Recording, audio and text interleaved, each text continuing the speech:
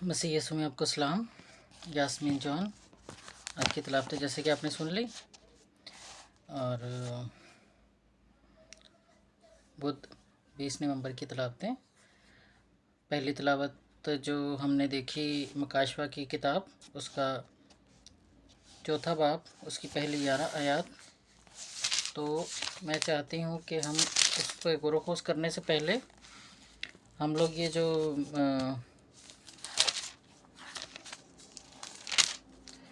हर जो किताब है, सहीफ़ा है, हर मुक़द्दस किताब है जो बाइबल के अंदर, उसके शुरू में आप देखेंगे कि ये जो ऊपर वाली जगह है, यहाँ पे जिस किताब को भी आप डेली रीडिंग्स के हिसाब से भी पढ़ें, तो यहाँ ये जो हाशिया है, हाशिए में जो तफसीर दी गई है, उसको पढ़ना बहुत ज़रूरी है।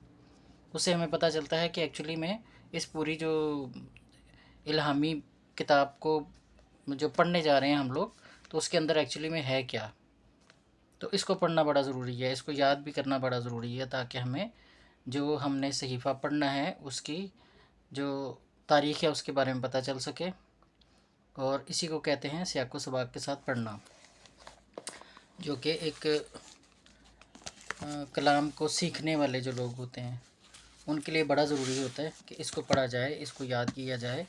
हर मुक़द्दस किताब के शुरू में आप देखेंगे कि आपको ये ऐसे मिलेंगे जहाँ पे इवन के लिखा होता है कि ये किताब किस नबी ने लिखी, और किस रसूल ने, किस नबी ने, किस नबी वैसे लिखते होते थे, बादशाह तो उनकी वो दस्तावेज़ को रखते होते थे अपने पास, जो नबूवत करके जो किताब, जो मुक़द्दस साहिब जो खुदा की आवाज़ के जो इनके पास होते थे,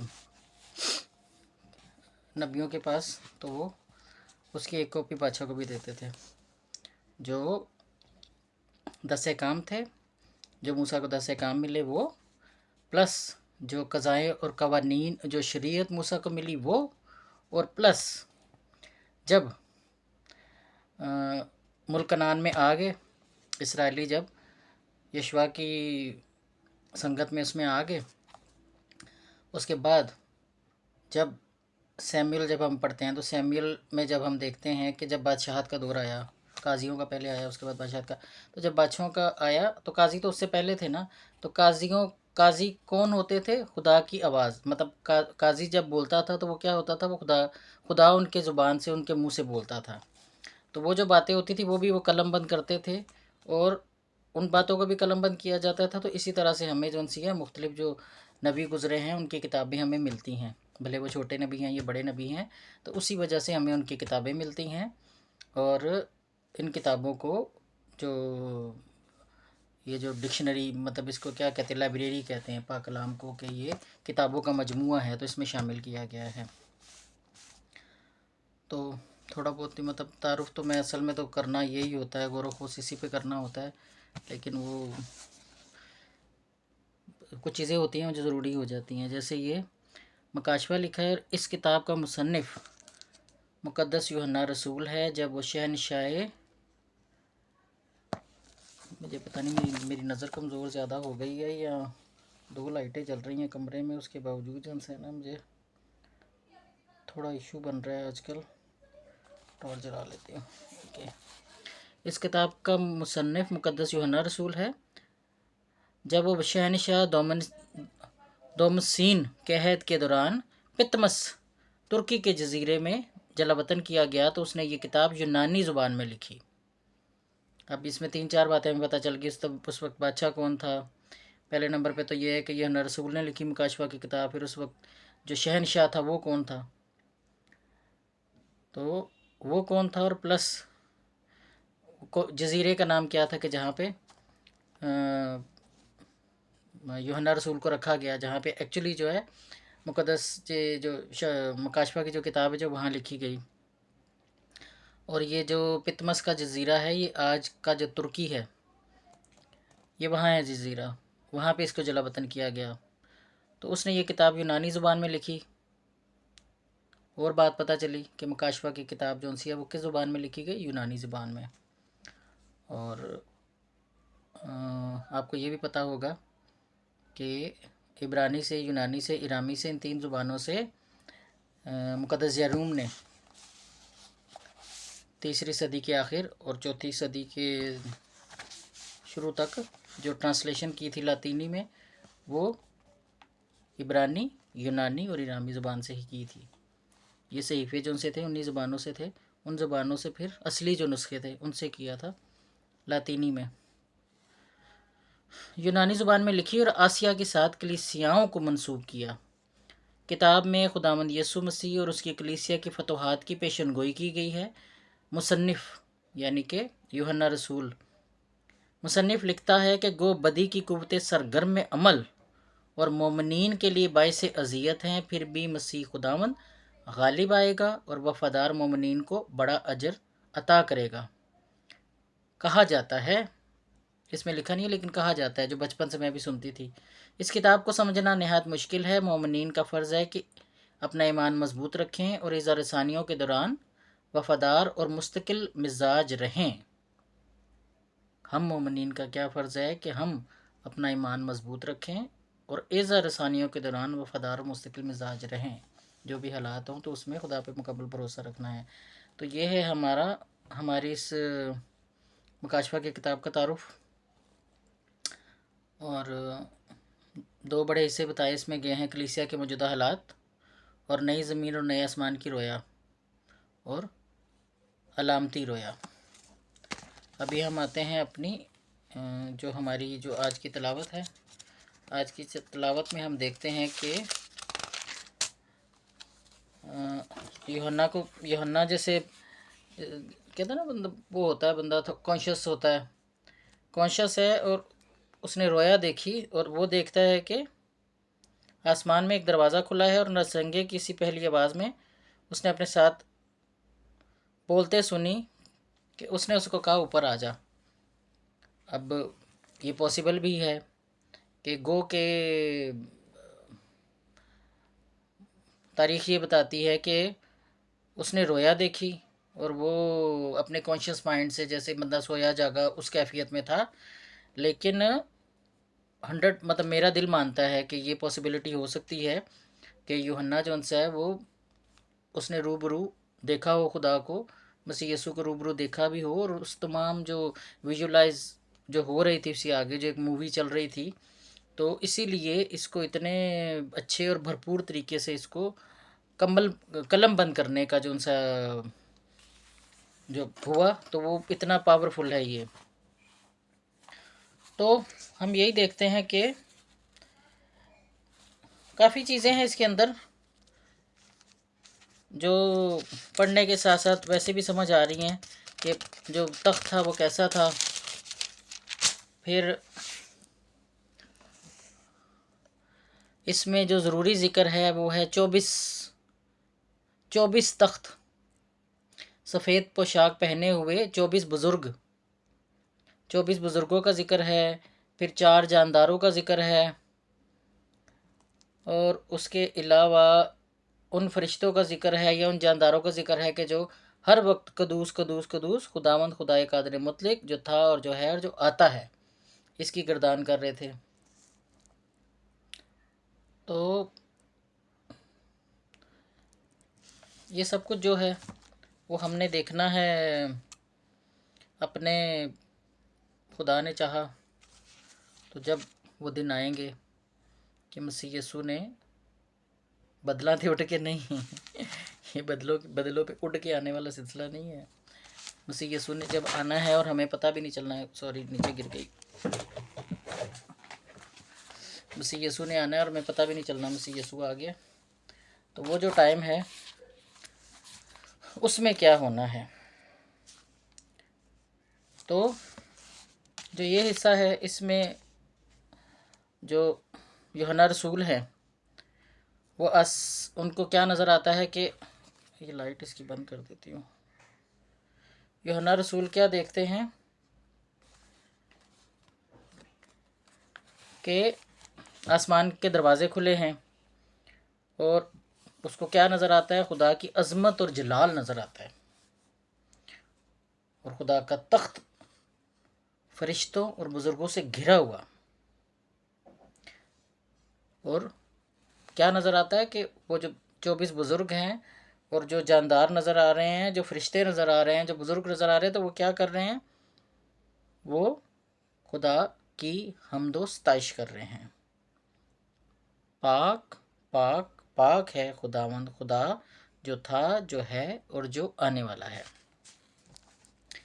یہ منظر ہمیں خدا کی بے پایاں قدرت اور پاکیزگی کی یاد دلاتا ہے۔ ہمیں بھی اپنی زندگی میں خدا کی عبادت کو اہمیت دینی چاہیے اور اپنی زندگی کو اس کے جلال کے مطابق ڈھالنا چاہیے۔ تو یہ تھا آج کا جو ہمارا مکاشفہ کی کتاب کا۔ میں نے اپنی کل کی ریڈنگ میں بھی کہا تھا کہ مکاشفہ کی کتاب مقدس یوحنا نے لکھی ہے۔ مقدس یوحنا نے ٹوٹل 5 کتابیں لکھی ہے، جس میں سے ایک مقدس انجیل ہے، یوحنا کی انجیل ہے، 3 اس کے خط ہیں، پہلا، دوسرا اور تیسرا خط، اور 5ویں نمبر پہ ہے مکاشفہ کی کتاب، جو کہ یوحنا رسول نے لکھی ہے۔ اور یوحنا رسول یسوع مسیح کا کزن تھا، اس کا بھائی تھا، اور اس کا پیارا پیارا پیارا دوست اور کزن تھا۔ ابھی ہم اپنے زبور کی طرف آتے ہیں۔ یہ زبور خدا کی تعریف اور خدا کے لیے وقف ہے۔ ہر آلائے موسیقی، ہر آواز اور ہر دل سے کی گئی خدا کی تعریف خدا تک پہنچتی ہے۔ مطلب کوئی بھی آلہ ہے، آلہ سے مرادی کو موسیقی کے آلات جو ہوتے ہیں، اور اس کے ذریعے جب خداوند کی حمد و ثنا کی جاتی ہے، جب ہم اپنی جو خدا کی دی ہوئی نعمت ہے، کہ ظاہر سی بات ہے، جو گا کے حمد و ثنا ستائش کرتے ہیں، جو کوائر ہوتی ہے، جو سازندے ہوتے ہیں، جو سارے، اس کے لیے بھی آپ اگر وہ پڑھیں گے نا، اولڈ ٹیسٹمنٹ میں سے جب پڑھیں گے، جب داؤد کی بچپن کی زندگی سے لے کے اس کے بادشاہ بننے تک اور اس کے مرنے تک کی جو زندگی آپ دیکھیں گے نا، تو اس سے پہلے کی جب پاک صندوق کو لے کر آئے تھے ملک کنعان میں، تو اس ٹائم بھی یہ اس کے بارے میں بہت زیادہ ڈیٹیل سے ہے کہ کس طریقے سے ان کو چنا گیا، سازندے والوں کو چنا گیا، مثال کے طور پہ کوائر والوں کو چنا گیا، لیکٹرز کو چنا گیا، اشرز کو چنا گیا، یوتھ کو چنا گیا، سب کو چنا گیا، آلٹر سروس کو، مطلب سب کو اس ٹائم چنا گیا، کس لیے کہ انہوں نے جہاں پہ خدا باپ کی موجودگی ہونی ہے، پہاڑ کے بعد جب خدا باپ نے بنی اسرائیل کے ساتھ رہنا شروع کیا، تو اس جگہ کی جو ساری ذمہ داری تھی، جس کے لیے اس کو چنا گیا تھا، لاوی کے قبیلے کو چنا گیا تھا، تو کہانت سے لے کے صاف صفائی تک، مطلب ہر ایک چیز کے لیے بندوں کو چنا گیا تھا۔ تو یہاں پہ اس زبور کیونکہ زیادہ تر جب زبور ہیں وہ داؤد نبی کے نام سے منسوب کیے جاتے ہیں، زیادہ تر، سارے نہیں، زیادہ تر، تو اس میں یہی ہے کہ ہر آلہ موسیقی اور ہر آواز اور ہر دل خدا کی تعریف کرتا ہے، اور وہ تعریف جو ان سے وہ خدا تک پہنچتی ہے، ہیلیلویا کرنا یا قدوس قدوس، اور جس طرح سے فرشتے کرتے ہیں۔ تو ہمیں جو آج کی ہم تلاوت دیکھتے ہیں، جو زبور دیکھتے ہیں، تو اس سے ہمیں یہ بھی حوصلہ ملتا ہے کہ ہم اپنی زندگی میں، روزمرہ زندگی میں خدا کا شکر ادا کریں، جیسے بھی حالات ہوں، جیسے ہمیں بتایا گیا ہے کہ بس ہمیں خدا کی تعریف کرنی ہے، بھروسہ رکھنا ہے اس پہ۔ ہماری دعا اور شکر گزاری ہی خدا کے حضور ہماری قربانی ہے۔ ابھی ہم آتے ہیں اپنی جو ہماری آج کی انجیل ہے، بمطابق بمطابق لوکا، جس کے بارے میں نے کل بتایا تھا کہ لوکا طبیب تھا، ڈاکٹر تھا، اور پولس رسول کا شاگرد تھا، بلکہ شاگرد بھی نہیں، اگر ہم زیادہ ڈیٹیل میں کرتے ہیں، زیادہ ڈیٹیل میں جب دیکھتے ہیں، تو ہمیں پتہ چلتا ہے کہ جو لوکا تھا، وہ کیا ہوتے ہیں، جیسے ملازم ہوتے ہیں، کیونکہ اچھے بڑے خاندان سے تھا پولس رسول، پولوسی اچھے بڑے خاندان سے تھا، فقیہ یا فریسی، ان دونوں میں سے کسی اس میں سے تھا، خاندان میں سے تھا۔ تو اس کے بارے میں کہا جاتا ہے کہ جب پولس رسول پتہ نہیں کہاں جا رہا تھا، تو زخمی تھا بڑا زیادہ، کیونکہ جب یہ کنورٹ ہوا تھا، جب مسیح یسوع کو اس نے قبول کر لیا تھا تو رومی حکومت اس پہ ظلم ڈھاتی تھی، اس کو بڑی تکلیفیں دی گئیں، اذیتیں دی گئی.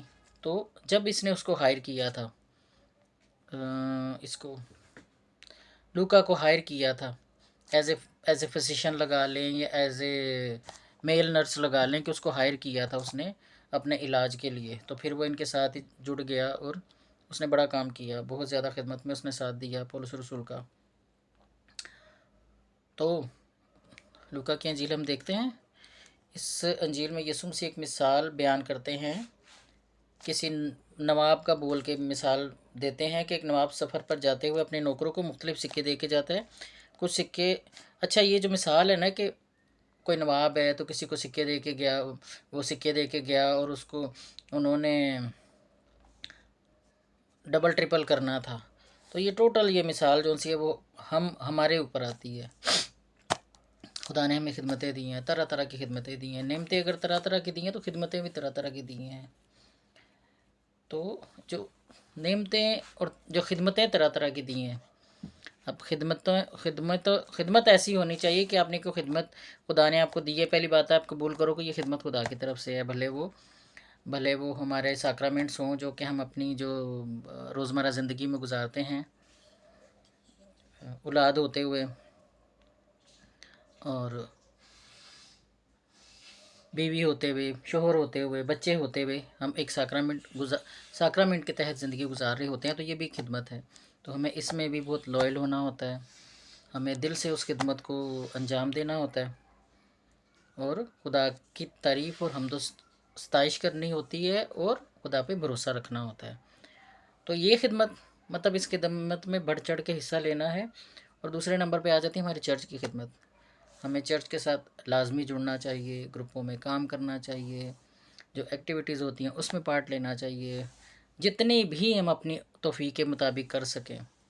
کچھ رول تو چرچ کی طرف سے بھی ہوتے ہیں کہ ہم نے ایک گروپ میں کام کرنا ہے، 2 میں کرنا ہے، 3 میں کرنا ہے. ظاہر سی بات ہے ان کو بھی اس بات کا خیال ہوتا ہے کہ ہم گھر والے ہیں، گھر بار والے ہیں، کوئی اسٹوڈنٹ ہے، کوئی نوکری پیشہ کوئی ایسے، تو وہ بھی اگر کوئی کہتے ہیں جی کہ نہیں آپ ایک گروپ میں کام کرو، 2 میں کرو، تو اچھی بات ہے کہ وہ اس بات کی کیئر کرتے ہیں کہ جو مومنین ہیں، کیونکہ ان کی پرسنل لائف بھی ہے تو وہ تکلیف میں نہ ہوں. تو اس کے باوجود میں کہتی ہوں کہ جس کو خدا توفیق دیتا ہے اور جہاں تک وہ اپنے جو خدمت ہے اس کو ڈبل ٹرپل کر سکتا ہے تو اس کو کرنی چاہیے. تو اچھا ہے، یہ اچھا ہوتا ہے. یہ مسیح یسوع بھی ہمیں یہ تعلیم دیتے ہیں کہ خدا نے ہمیں جو نعمتیں اور قابلیتیں دی ہیں ہمیں انہیں اس کے جلال کے لیے استعمال کرنا چاہیے. جو لوگ اپنی نعمتوں کو بڑھائیں گے وہ خدا کی بادشاہی میں انعام پائیں گے، لیکن جو اپنی نعمتوں کو ضائع کریں گے ان سے وہ بھی چھین لی جائے گی جو ان کے پاس ہے. یہ ایسے ہے کہ ہمیں کوئی نعمت ملی ہوئی ہے، کوئی ذمہ داری ملی ہوئی ہے، لیکن اگر ہم اس کو پورے طریقے سے پورا نہیں کرتے تو لازم بات ہے کہ وہ ہم سے چھین لی جائے گی، اور جن کے پاس ہے وہ ذمہ داری آلریڈی ان کو دے دی جائے گی کہ ہاں بھی ٹھیک ہے جی ہے تو سلائی کی کوئی نہیں کہ کیا ذمہ داری نہیں چکا، تو چلو ٹھیک ہے جس تمہیں دے دینے ہیں. تو جو جان دینے تک وفادار رہیں گے وہ کیا کریں گے، وہ انعام پائیں گے. لیکن جو اپنی نعمتوں کو ضائع کریں گے ان سے وہ بھی چھین لیا جائے گا جو ان کے پاس ہے. آج کی جو انجیل ہے اس میں یہ تمثیل ہمیں یاد دلاتی ہے کہ ہمیں اپنی زندگی کے ہر پہلو کو خدا کی مرضی کے مطابق گزارنا چاہیے اور ان مواقع کو ضائع نہیں کرنا چاہیے جو خدا ہمیں عطا کرتا ہے. آج کی ریڈنگز جو آج کی تلاوتیں ہیں ان سے ہمیں یہ سبق ملتا ہے کہ ہماری زندگی کا مقصد خدا کی تعریف، اس کی عبادت اور اس کے جلال کو بڑھانا ہے. خدا کی تعریف، اس کی عبادت اور اس کے جلال کو بڑھانا ہے. مکاشفہ کی کتاب ہمیں خدا کی قدرت اور تخت کی عظمت دکھاتی ہے، اور زبور ہمیں ہر لمحہ خدا کی تعریف کرنے کی دعوت دیتا ہے. اور آج کی انجیل مقدس ہمیں یہ سکھاتی ہے کہ خدا کی دی ہوئی نعمتوں کو صحیح استعمال کرنا بہت ضروری ہے. آئیے ہم دعا کریں کہ خدا ہمیں ان تعلیمات پر عمل کرنے کی توفیق دے اور ہماری زندگیوں کو اپنی محبت اور رحمت کے ذریعے تبدیل کرے. آمین. خدا باپ مسیح یسوع کے نام میں آپ سب کو برکت دے. آمین.